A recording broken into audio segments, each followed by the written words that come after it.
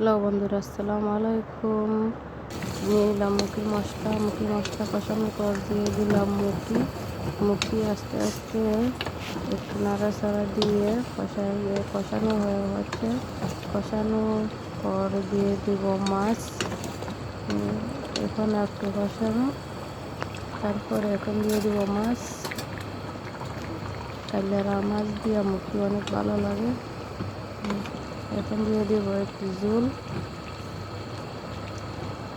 ঝোল দিয়ে তারপরে একটু করে এখন তরকারি আমার দেবো। তরকারি হয়ে গেছে আমার। এখন একটা বসাবো বাইন মাছ বোনা, দিয়ে দিলাম মশলাগুলো এখন কষানোর পর নিয়ে আসছে। এখন আবার মাছ বাজার থেকে মাছগুলো অনেক সুন্দর হয়েছে। সবাই বলবেন কীরকম হয়েছে। মাশাআল্লাহ অনেক সুন্দর মাছ নিয়ে আসছে। এদিকে আমার বাইন মাছ বোনা হয়ে গেছে। লাইক কমেন্ট করবেন কীরকম হলো ভিডিও।